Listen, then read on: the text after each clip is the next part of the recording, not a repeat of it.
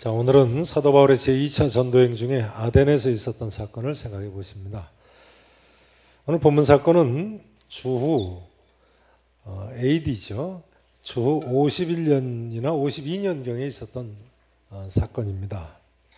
왜냐하면 사도 바울이 제2차 전도행 기간이 AD 주 50년에서 53년까지라고 말씀드렸죠. 다 기억나시죠? 다 기억나시죠? 네. 그 다음 몇 주 못해서 다 잊어버리셨나요? 네. 주보 설교 몇만 원을 좀 보시죠. 주보 4페이지에 보시면요. 거기 보시면 예루살렘 총회가 AD 주후 몇 년경에 있었습니까? 50년경. 네, 외우기 쉽죠. 50년.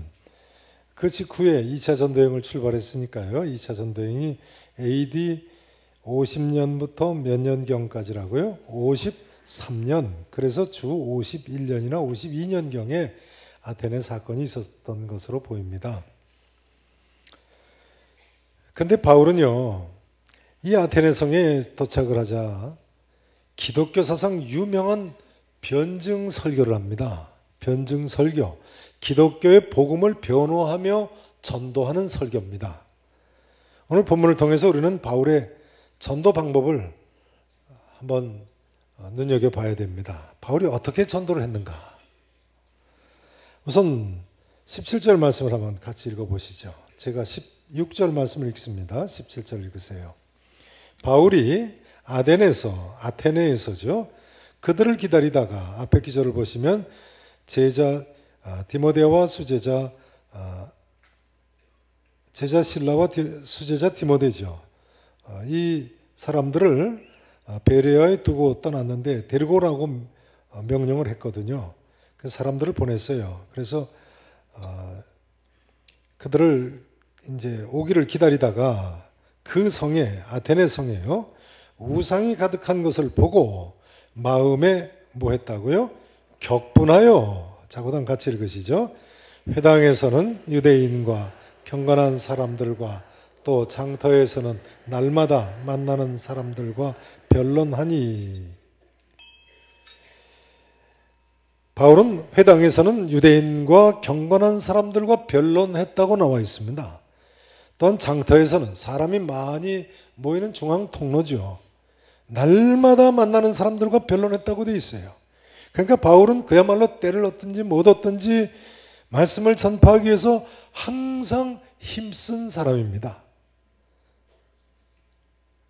성도 여러분 어떻게 생각하십니까? 우리 모두는요, 아직도 복음이 무엇인지를 알지 못하는 사람들에게 바울같이 때를 얻든지 못 얻든지 이렇게 항상 힘써 전도를 해야 하는 것입니다. 사실을 말씀드리자면요, 요즘 우리나라의 혼란도 복음이 무엇인지를 몰라서 혹은 복음을 믿지 않아서 혼란이 난 것 아닙니까? 복음을 제대로 알고 있었다면 애당초에 박 대통령이 그렇게 쉽게 무당 아니면 이단의 교주 같은 최태민이라는 사람한테 빠졌겠습니까? 죽은 최태민의 측근이었던 전기영 목사라는 분이 국민일보에 인터뷰를 했는데요. 최태민은 주술가이면서 무당이라고 했다는데요. 주술가이면서 무당이다. 부끄럽게도 우리나라가 아직까지도 샤머니즘 국가라고 세계적으로 웃음거리가 되고 말았어요. 그러면 대통령 취임식 때 가문 네거리에 만들어 놓은 복주머니니 희망이 열리는 나무니 하던 것이 이제 보니까 오방랑이라고 음행 오행설에 기초해서 오행이니까 5가지 색으로 만든 부적 같은 것이라는데요. 부적이래요, 그게. 미르제단이라고 하더니 미르는 뜻이 용이라는 뜻이라고 그래요. 지금 안 쓰는 우리말로 용이라고요. 그래서 미르제단 로고에 용을 그려놨다고 그러더라고요. 기가 막히죠. 여러분, 이번 최순실 사건은 영적인 사건입니다. 사람이 영적으로 무지하면 얼마나 큰 죄를 지을 수 있는가를 여실히 보여주는 사건입니다. 우리 나라를 위해서 특별 기도를 좀 하셔야겠습니다. 내일부터 새벽에 나오셔서 기도하세요. 한 분도 아멘 안 하시네.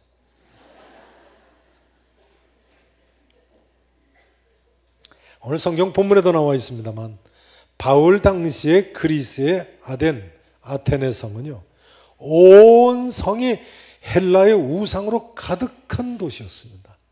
어떤 학자에 의하면 헬라의 당시 신들의 수가 무려 3만이 넘었다고 주장합니다. 신들의 수가 3만이다. 얼마나 많았으면 심지어 오늘 보면 23절에 보시듯이 알지 못하는 신까지 세계에서 섬겼겠습니까? 알지 못하는 신. 이 알지 못하는 신에게 라고 쓴 단어는 오늘날 고고학자들이 발굴을 했죠. 이런 엄청난 우상 숭배자들 가운데 서서 바울이 16절에 보니까 마음에 격분해서 날마다 만나는 사람들과 변론했다는 거예요. 여기 격분했다는 뜻은 흥분하고 통탄한 것을 가리킵니다. 마음에 통분하면서 복음을 전하는 거예요. 성도 여러분 아십니까? 이처럼 마음에 통분하면서 복음을 전하는 것이 바로 전도입니다. 우리는 이런 세태를 마음속으로 통분을 하면서 우리가 가지고 있는 이 구원의 기쁜 소식 복음을 전해야 되겠습니다. 이 복음은 대통령이건 장관이건 국회의원이건 누구에게나 다 필요한 거예요. 성도 여러분, 사도 바울처럼 때를 얻든지 못 얻든지 항상 힘써서 이 구원의 기쁜 소식을 전하실 수 있기를 축원합니다.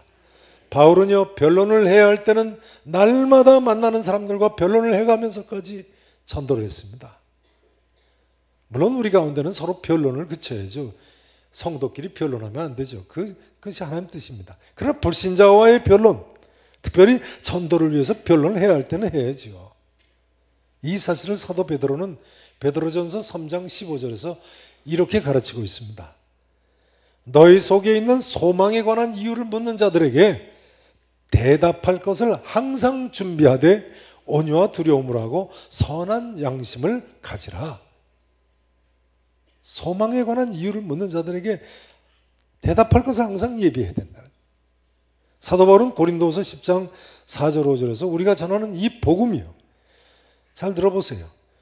이 복음이 모든 이론을 무너뜨리며 하나님 아는 것을 대적하여 높아진 것을 다 무너뜨리고 모든 생각을 사로잡아 그리스도에게 복종하게 하느니라 했습니다. 전에 남포교회 유명한 박영선 목사님이 젊으실 때 이런 이야기를 하는 것을 듣고 크게 공감했던 적이 있습니다. 그때 박영선 목사님이 20대 후반이나 30대 초반쯤 되셨을 때 같은데요. 뭐라고 그러시냐면 믿지 않는 친구들이 모이면 밤새 토론을 한다는 거예요. 그리고는 항상 보면 마지막 결론은 반기독교적인 결론을 내린다는 거예요. 예를 들자면 뭐 하나님은 그러므로 존재하지 않는다, 그런 결론을 내리더라는 거예요. 그런데 자기는 뭐 그 토론에 참여할 별로 그렇게 마음이 없어서 옆에서 쿨쿨 자다가 나중에 일어나가지고 한두 마디만 그 친구들한테 질문을 해도 자기 친구들이 내린 결론이 한순간에 다 무너지는 걸 느낀다는 거예요. 박 목사님이 예를 드시는데 하나님은 예를 들자면 존재하지 않는다, 이렇게 친구들이 결론을 내렸다고 해보죠. 그러면 유한한 인간이 어떻게 무한한 능력의 하나님을 있는지 없는지 알 수 있느냐? 그렇게 질문하면 꼼짝 못한다는 거예요. 그렇죠. 유한한 인생들이 어떻게 무한한 능력의 하나님이 존재하는지 존재하지 않는지 감히 거론할 수 있습니까? 여러분, 우리가 전하는 복음은요, 바울의 말씀대로 모든 이론을 무너뜨리며 하나님 아는 것을 대적하여 높아진 것을 다 무너뜨리고 모든 생각을 사로잡아 그리스도에게 복종하게 할 수 있는 줄로 믿으시기 바랍니다. 왜냐하면 우리가 가지고 있는 이 이론은 진리이기 때문에 그렇습니다. 진리이기 때문에. 오늘 본문에 보면 사도 바울은 심지어 서양 철학의 최정상인 헬라 철학자들과도 당당하게 변론하는 모습을 보여주고 있습니다. 18절에 나오는 에피쿠로스 철학자들, 헬라의 쾌락주의 철학자들이죠. 스토아 철학자들, 헬라의 금욕주의 철학자들이죠. 이 에피쿠로스 철학과 스토아 철학은 헬라 철학의 양대 산맥입니다. 이런 당대의 대그리스 철학자들과 사도 바울이 당당하게 변론을 하고 있는 거예요. 바울이 그럼 무슨 내용을 이 이방인 불신자들 또 철학자들에게 전했는가 하는 점이 이제 중요하겠습니다. 두 가지입니다. 몇 가지라고요? 그것은 두 가지예요. 두 가지 내용입니다. 첫째로 바울은 본문 22절에서 29절까지 보시면 우선 하나님을 증거하고 있습니다. 누구를 증거하고 있다고요? 하나님이요. 자, 24절부터 한번 보세요. 22절부터 해보시죠. 22절부터 보세요. 바울이 아레오바고 가운데 서서 말하되, 아크로폴리스 언덕을 가리키죠. 오늘날도 아테네에 가면 아크로폴리스 언덕이 있지 않습니까? 그 아크로폴리스 언덕 가운데 서서 말하되, 아테네 사람들아 너희를 보니 범사에 종교심이 많도다.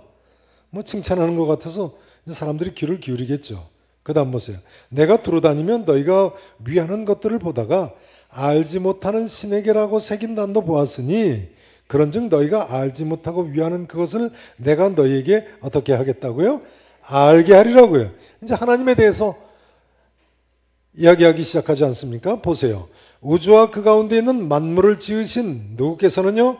하나님께서는 천지의 주제시니 손으로 지은 전에 계시지 아니하시고, 아크로폴리스 언덕에 있는 예를 들자면 파르테논 신전 같은 그런 손으로 지은 전에 계시지 아니하시고 말이죠. 또 무엇이 부족한 것처럼 사람의 손으로 섬김을 받으시는 것이 아니니 이는 만민에게 생명과 호흡과 만물을 친히 주시는 이이심이라. 그 다음 보세요. 26절입니다. 인류의 모든 족속을 어떻게 만드셨어요? 어떻게 만드셨어요? 한 혈통으로 만드셨어요. 그러니까 인간의 조상이 원숭이가 아니에요. 원숭이들이 진화해서 우리 인간이 된 게 아니고요. 한 혈통으로 만드셨다니까요. 할아버지 자손들이에요. 그 다음 보세요. 온 땅에 살게 하시고 그들의 연대를 정하시며 거주의 경계를 한정하셨으니 이는 사람으로 혹 하나님을 더듬어 찾아 발견하게 하려 하심이로되 그는 우리 각 사람에게서 어떻게 계시지 않으세요? 멀리 계시지 아니하시도다. 그 다음 28절 죄송합니다. 27절 말씀을 다시 한번 같이 읽으십니다. 시작.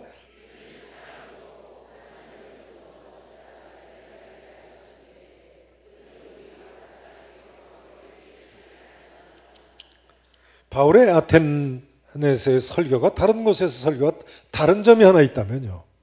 그것은 예수님에 대해서 증거하기에 앞서서 먼저 이처럼 하나님에 대해서 증거하고 있다는 점입니다. 바울이 예수님에 대해서 증거하기에 앞서 먼저 누구에 대해서 증거했다고요? 하나님에 대해서요. 왜 그렇겠습니까? 왜냐하면 이방인들인 아테네 사람들 예수님도 모르지만 하나님도 모르기 때문입니다. 유대인들은 하나님의 존재를 믿는 사람들입니다만 이방인들은 하나님의 존재조차도 믿지 않는 사람들이니까. 그러니까 이방인들에게는 먼저 하나님을 증거할 필요가 있었던 거예요. 성도 여러분, 하나님께서는 분명히 살아계신 줄로 믿으시죠. 뿐만 아니라 사도 바울이 이야기한 대로 우리 각 사람에게서 하나님께서 멀리 계시지 아니하신 것을 믿으실 수 있기를 축원합니다.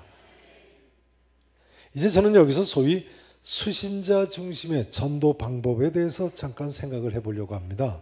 영어로는 Receptor Oriented Method라고 합니다. 주보 사면에 설교 메모 안에 보시면 나와 있는데 한번 따라서 하실까요? 수신자 중심의 전도 방법. 수신자 중심의 전도 방법. 리셉터, 말씀을 받는 사람들, 오리엔티드, 중심으로 한 방법이라는 거예요. 이 수신자 중심의 전도 방법은요, 사실은 전도의 한 방법이 아니라 전도자가 반드시 지향해야 할 전도의 중요한 자세 중에 하나입니다. 우리가 전도할 때 듣는 사람이 반드시 알아듣게 전도해야 한다는 이론이에요. 그렇죠. 가령 예를 들자면요. 예전에는 우리나라에서 전도를 가르칠 때 한때 길에 가다가 만나는 사람 전도하려면 첫 번째 질문을 형제님 구원받으셨습니까? 이렇게 질문하라고 가르쳤어요. 상대가 남자면 형제님, 여자면 자매님. 구원받으셨습니까? 이렇게 질문하라고 그랬어요. 교회 다니시냐고 절대로 질문하지 말라고 그랬어요. 그러나 불신자가 형제님 구원받으셨습니까? 그럼 구원이 뭔지 10원이 뭔지 어떻게 합니까? 오히려 생전 처음 보는 사람이 형제님 자매님 하면 이거 보나마나 이단이라고 피하지 않겠습니까? 그 교회는 그렇게 좀 하다가 바꿨습니다만 한동안 이단들이 그 방법을 계속 썼어요. 형제님 구원 언제 받으셨습니까? 자매님 언제 구원 받으셨습니까?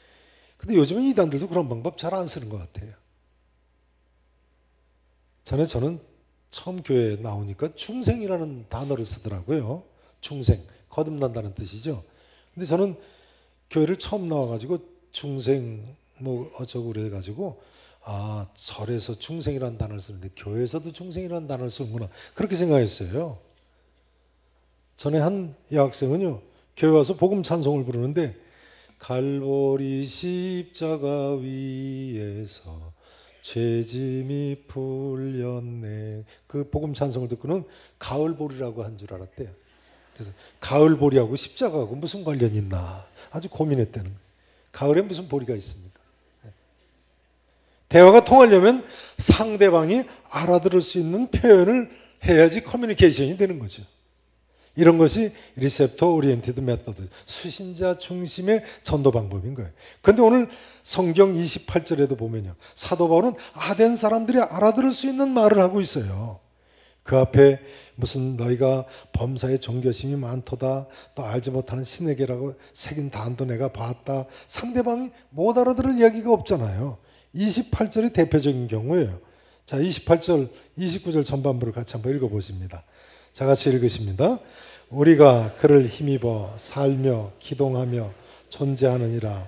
너희 시인 중 어떤 사람들의 말과 같이 우리가 그의 소생이라 하니 이와 같이 하나님의 소생이 되었은즉.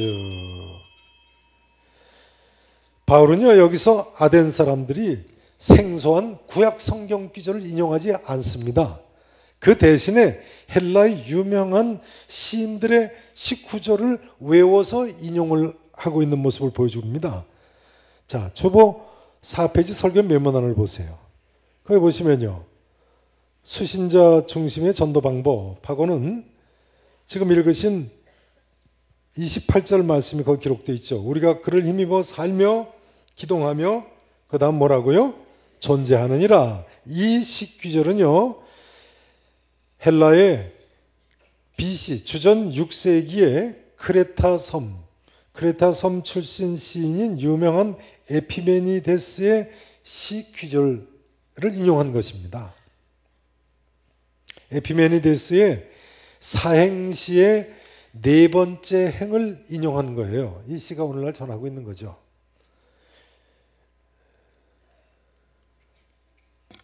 근데 이 에피메네데스의 사행시가 성경의 다른 부분에도 또 인용되고 있어요. 자, 거기가 어딘가요? 디도서 1장 2절 한번 보시겠습니다. 디도서 1장 2절.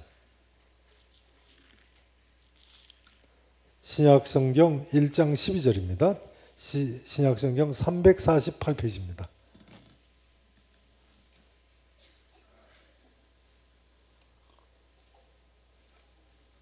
(348페이지) 디도서 1장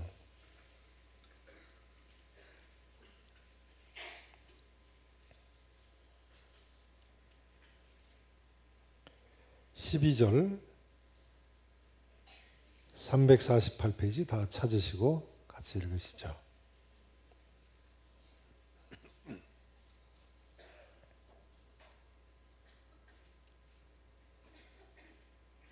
자, 1장 12절 말씀 다 같이 읽으십니다. 그레데인 중에 어떤 선자가 말하되 그레데인들은 항상 거짓말쟁이며 악한 짐승이며 배만 위하는 게으름뱅이라 하니 이 증언이 참되도다. 사도 바울이요 제자인 디도가 오늘날 그리스 남부 지역의 큰 섬이죠. 크레타 섬에서 목회를 하는데 이 편지를 쓴 거예요. 크레타 섬 사람들은 그레데인 출신 중에 어떤 선지자가 이렇게 쓰지 않았느냐. 이 선자가 바로 그리스의 유명한 시인 에피메니데스예요. 에피메니데스가 이렇게 쓰지 않았느냐 하면서 사행시의 두 번째 행을 인용을 하고 있어요. 그레데인들은 항상 거짓말쟁이며 악한 짐승이며 뱅만 위하는 뭐라고요? 게으름뱅이라. 그런데 자기 크레타 섬 사람 유명한 시인이 쓴 시니까 크레타 섬 사람들도 이의를 제기할 수가 없는 거죠. 그런데 이 증언이 참되니까 너 정신 차리고 목회 잘해야 된다, 이런 이야기예요. 그런데 이 에피메네데스의 사행시의 이건 두 번째 귀절이고 네 번째 귀절이 어디 나온다고요? 사도행전 17장 28절에 나오는 거예요. 물론 여기 바울이 우리가 그를 힘입어 기동하며 살며 기동하며 존재하느니라 할 때 그가 에피메네데스는 제우스 신을 가리킵니다. 헬라의 최고 신인 제우스 신을 힘입어서 살고 기동하며 존재한다는 이야기지만 바울은 제우스 신이 아니라 누구라는 이야기예요? 여호와 하나님을 우리가 힘입어 살고 기동하며 존재하느니라 라고 가르치고 있는 거예요. 그들이 잘 아는 식기를 인용하면서요. 그 다음 28절 후반절에 보시면 너희 시인 중 어떤 사람들의 말과 같이 우리가 그의 뭐라고요? 소생이라 하니 이와 같이 하나님의 소생이 되었다. 이 우리가 그의 소생이라는 이야기도 그 주보 설교 메모 안에 보시면 이 귀절은 헬라의 유명한 시인인 아라투스라는 시인이 사용하고 있는 오늘날 이태리의 섬이죠. 시실리아 섬의 출신 시인인 아라투스가 사용한 식귀절이에요. 그리고 클린테스라는 사람도 또 이 귀절을 사용하고 있어요. 우리가 그의 소생이다. 물론 여기 그는 제우스 신이죠. 제우스 신의 소생이다. 그런데 사도 바울이 뭐라고 합니까? 그래서 바울이 정확하게 이야기하는 거예요. 고대 시인들이 이렇게 여러 사람이 이렇게 이야기했기 때문에 너희 시인 중 어떤 사람들의 말과 같이 복수로 이야기하잖아요. 아라투스나 클린테스 같은 이런 시인들의 말과 같이 우리가 그의 소생이라 하는데 우리가 하나님의 소생이니라. 누구의 소생이 아니라요? 제우스 신의 소생이 아니라 하나님의 소생이라는 거예요. 그러니까 사도 바울은 이 헬라의 시들을 외울 뿐만 아니라 자유자재로 사용해서 하나님을 증거하고 있는 모습을 우리에게 보여주고 있습니다. 바울은요, 그야말로 무식한 사람들에게는 무식한 대로, 유식한 사람들에게는 유식한 대로, 유대인들에게는 유대인들이 알아들을 수 있게, 이방인들에게는 이방인들이 알아들을 수 있게, 유대인들에게는 구약 성경을 인용해서 가르치고, 이방인들에게는 이방인의 식귀절을 인용하면서 수신자 중심의 전도 방법을 사용하고 있는 거예요. 바울은 이 사실을 고린도전서 9장 22절에서 이렇게 이야기합니다. 나 바울이 말이죠. 여러 사람에게 여러 모습이 된 것은 아무쪼록 몇 사람이라도 구원하고자 함이니라. 그러니까 바울은 한 사람이라도 더 구원하기를 위해서 여러 사람에게 여러 모습으로 자기가 힘써 전도를 했다는 거예요. 우리도 전도할 때 이렇게 수신자 중심의 전도를 그러니까 해야 되는 거지요. 던 리차드슨이라는 유명한 미국 선교사님이 계십니다. 저는 유학할 때 이분을 꼭 한번 만나 뵙고 그분이 쓴 책에 사인을 받은 적이 있는데요.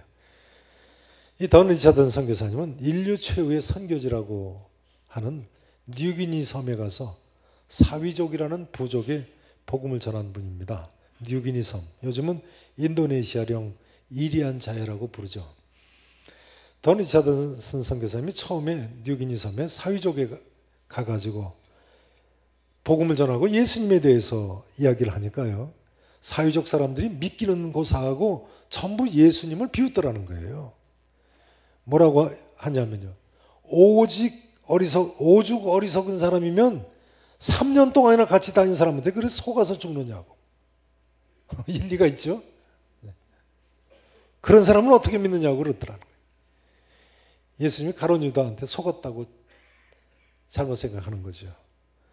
근데 사회적 사람들이 그렇게 생각하는 이유는요, 이 사회적 사람들은 속이고 속는 것이 일상생활 같이 돼가지고요, 오히려 가룟 유다 같이 남을 감쪽같이 잘 속이는 사람을 영웅처럼 생각하는 문화가 가지고 있더라는 거예요. 아무리 문화가 다 다르다지만 참 별 문화가 다 있어요. 근데 하나님께서 던 리차드슨 선교사님한테 지혜를 주셨습니다. 리차드슨 선교사님이 가만히 보니까요, 이 사위족들이 이웃 부족하고 전쟁을 하는데, 전쟁을 하다가 평화를 하려고 하면 두 부족이 서로 갓난아이를 하나씩 바꾸는 문화가 있더랍니다.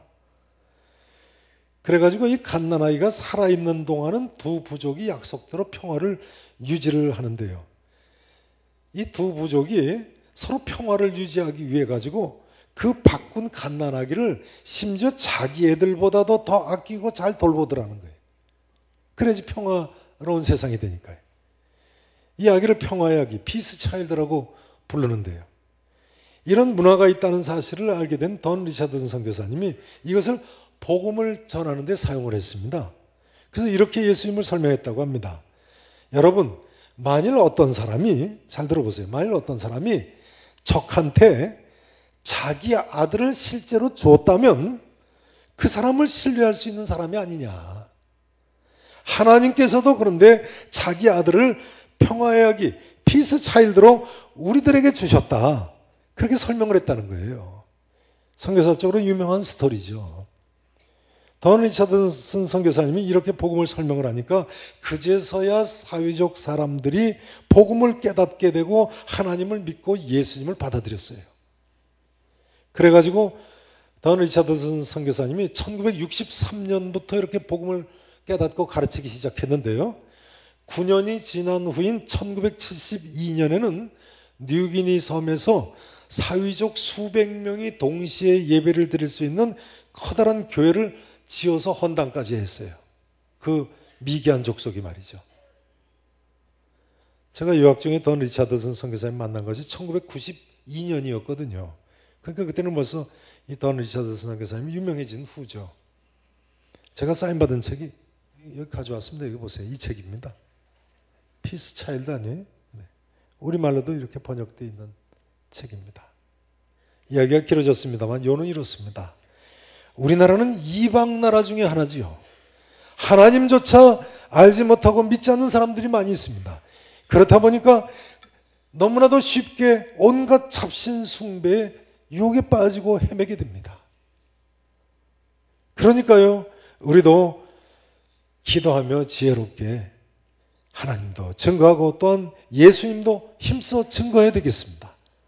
지난주일 총동원 전도주일이 끝났습니다만 성도 여러분, 올해가 가기 전에 사도 바울처럼 여러 사람에게 여러 모습이 되어 살아계신 하나님 아버지와 예수 그리스도를 마음껏 증거하시고 많은 사람을 구원에 이르게 하실 수 있기를 진심으로 축원하겠습니다.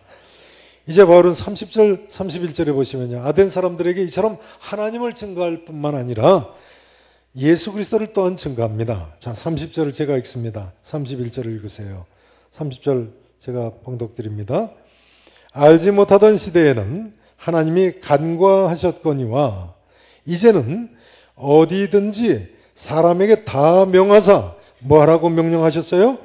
회개하라고 명령하셨어요. 31절 함께 읽으십니다. 이는 정하신 사람으로 하여금 천하를 공의로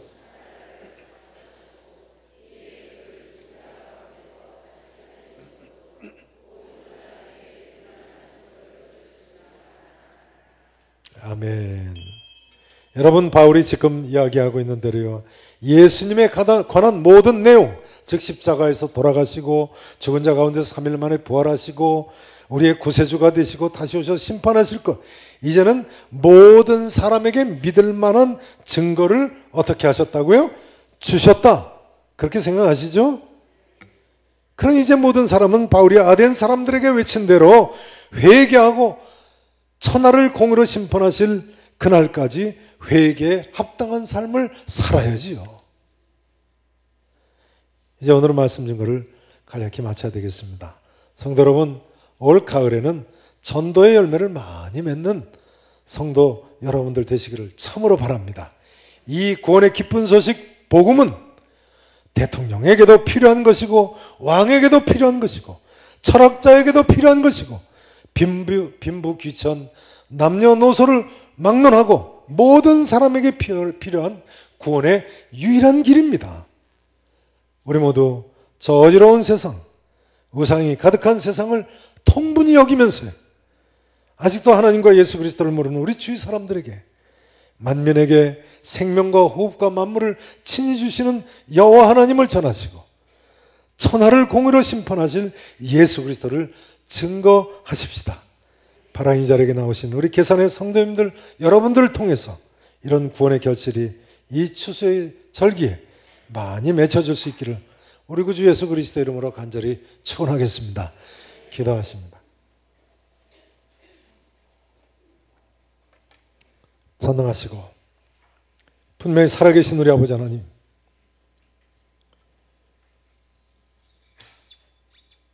아무리 생각해도 하나님의 창조하심과 그 역사하심과 은혜 베푸심을 깨달아 알 수 없는 부족한 종들에게 하나님이 이처럼 진리의 길로 나올 수 있게 해주심을 감사합니다. 우리가 참으로 하나님의 은혜 가운데 힘입어 살며 기동하며 존재하며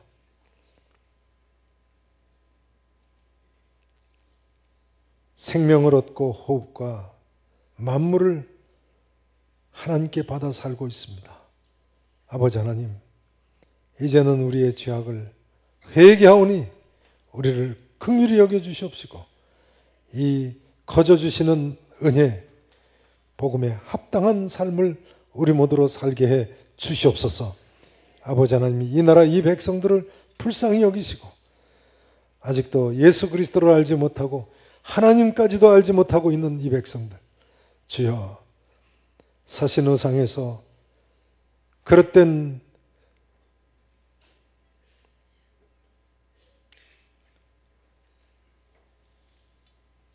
흑암 권세로부터 저들을 빛 가운데로 나오게 해주시옵소서. 우리를 사용하시고 하나님 이 일을 이루시고 민족이 살 길을 찾게 해 주옵소서. 감사하고 살아계신 예수님 이름으로 간절히 기도합나이다. 아멘.